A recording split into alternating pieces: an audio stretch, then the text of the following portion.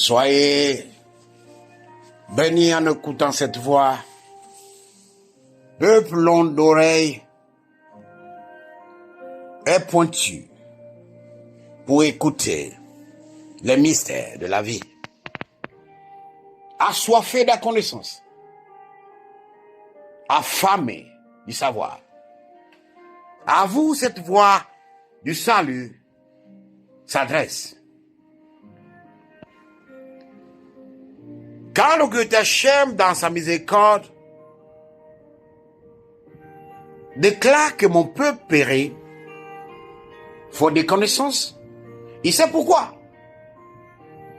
Quand vous regardez aujourd'hui, le noir n'atteint même pas la moitié de son âge. Pourquoi? Parce qu'il s'est éloigné de sa tradition, de son origine, et ce qui peut le fortifier chaque jour et le donner la bonne santé. Quand vous faites une petite enquête, vous comprenez que les hommes noirs qui vivent longtemps, traversent les 100 ans, sont pas en ville, mais au village. Ceux qui pratiquent la tradition et qui ont vécu traditionnellement. Mais aujourd'hui, les réseaux sociaux sont venus encore empifler les choses. Ce Tchafat d'aujourd'hui va ouvrir les yeux à ceux qui veulent voir, fermer les yeux à ceux qui sont déjà aveugles. Ce Tchafat va adoucir le cœur de ceux qui ne veulent pas changer et adoucir le cœur de ceux qui sont humbles et veulent aller de l'avant.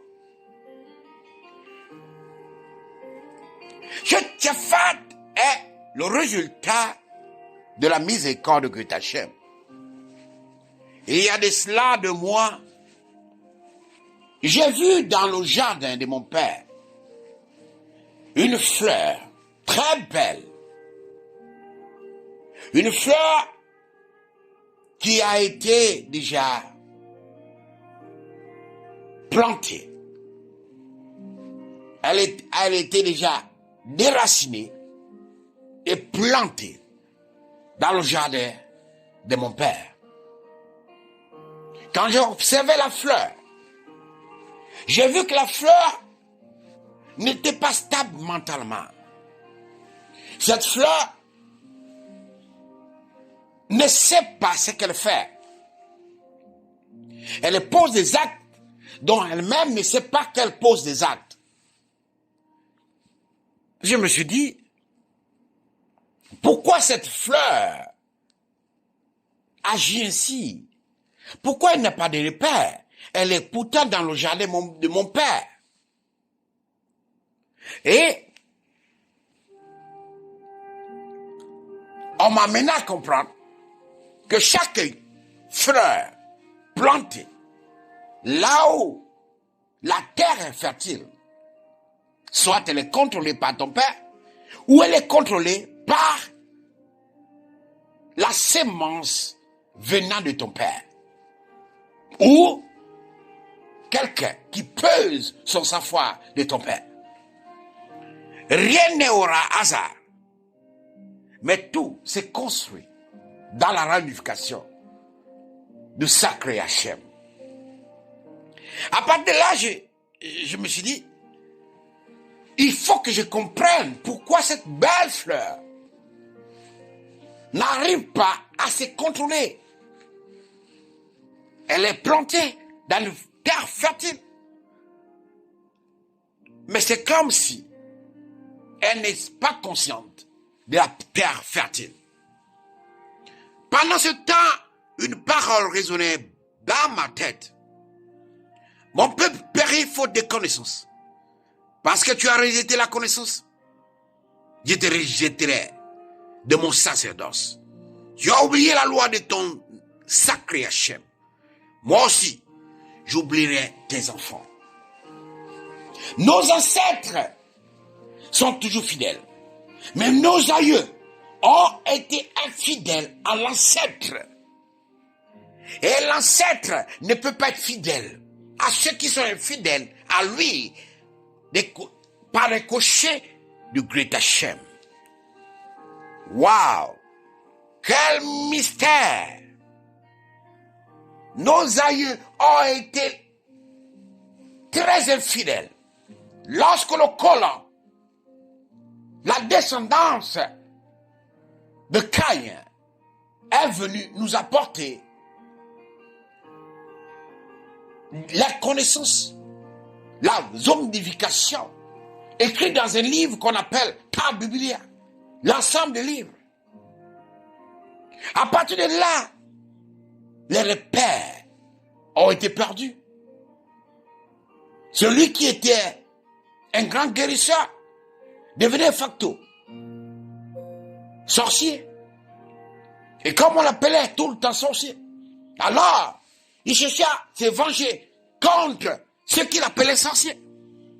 Il nouait maintenant des alliances avec des esprits mauvais. Voilà comment on s'est éloigné du sacerdoce, du sacré Hachem. On a embrassé le sacerdoce des ténèbres. Quand on est dans les ténèbres, ça veut dire que des choses sont cachées. Et les choses ne doivent pas être révélées. Un sorcier ne parlera jamais. Même sous le poids de la torture. Tout ce que vous voyez parler là, ce ne sont pas des vrais sorciers. C'est ceux qui jouent le jeu de Jésus. Des Caïns. C'est ceux qui jouent le jeu des ténèbres. Les ténèbres connaissent beaucoup l'avenir des gens. Ils ne peuvent pas te copter s'ils savent que tu parles beaucoup. Ils ne peuvent pas te copter s'ils savent que demain tu vas révéler leurs secrets. Jamais. Un sorcier ne peut pas parler. J'ai beaucoup d'exemples. Quand j'avais lu la commission d'aller dans un pays de l'Afrique de l'Ouest, j'ai rencontré des sorciers. Ils disent qu'ils ne peuvent pas révéler leurs secrets. Sinon ils vont mourir. On a fait tout. Ils n'ont pas parlé. Et finalement, ils sont décédés avec les secrets. Donc, croyez-moi, la sorcellerie exacte. Tout à l'heure, dans les liens, on va vous publier quelqu'un qui s'est transformé en animal. Puisque les dieux ne peuvent pas agir sur la terre. Ils passent par des animaux symbolisant les pouvoirs.